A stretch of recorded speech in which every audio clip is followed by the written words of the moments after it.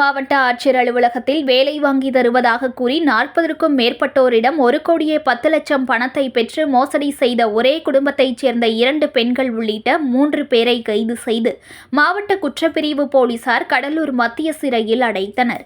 மயிலாடுதுறை மாவட்டம் தரங்கம்பாடி தாலுகா கருவாழக்கரை கிராமத்தில் வசித்து வருபவர் கிரிஜா.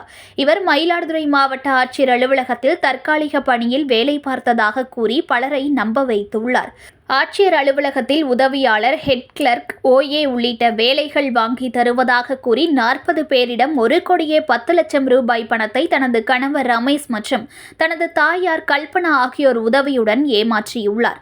பணத்தை கொடுத்தவர்கள் வேலை வாங்கி தராததால் மாவட்ட ஆட்சியர் அலுவலகத்தில் விசாரித்த போது தாங்கள் ஏமாற்றப்பட்டதை அறிந்தனர். இதனையடுத்து கருவாழக்கரையைச் சேர்ந்த அனுஷியா, மனோஜ் உள்ளிட்ட பல்வேறு ஊர்களைச் சேர்ந்தவர்களிடம் பணத்தை கொடுத்து ஏமாந்த பலர் மயிலாடுதுறை மாவட்ட காவல் கண்காணிப்பாளர் அலுவலகத்தில் புகார் அளித்தனர். இதனைத் தொடர்ந்து SP ஸ்டாலின் உத்தரவின் பேரில் மாவட்ட குற்றப்பிரிவு DSP தமிழ்வாணன் வழிகாட்டுதலின்படி காவல் ஆய்வாளர் விசித்ரா மேரி, காவல் உதவி ஆய்வாளர் விஜய் முத்துக்குமார், தலைமை காவலர் ஆனந்த் மற்றும் காவலர்கள் மாலதி, ஷியாமலா உள்ளிட்டோர் கிரிஜா, கிரிஜாவின் தாயார் கல்பனா, கிரிஜாவின் கணவர் ரமேஷ் ஆகிய 3 பேர் மீது மோசடி வழக்கு பதிவு செய்து அவர்களை கைது செய்து மயிலாடுதுறை நீதிமன்றத்தில் ஆஜர்படுத்தி கடலூர் மத்திய சிறையில் அடைத்தனர்.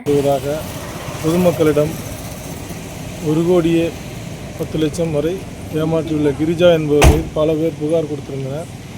மாவட்ட காவல் கண்காணிப்பாளர் திரு ஸ்டாலின் ஐயா அவர்கள் உத்தரவுப்படி DSP தமிழ்வாணன், SI விஜயமுத்துக்குமார் ஆகிய நான் மற்றும் காவலர் பார்ட்டியுடன் குற்றவாளிகளை பிடிக்க அனுமதி வழங்கியிருந்தார். பிடித்து இன்று 22ஆம் தேதி 7/25 அன்று நீதிமன்ற நடுவர் முன் ஆஜர்படுத்தி அவர்களை கடலூர் சிறையில் அடைப்பதற்கு உத்தரவு வழங்கப்பட்டது. அதை நிறைவேற்றினார்.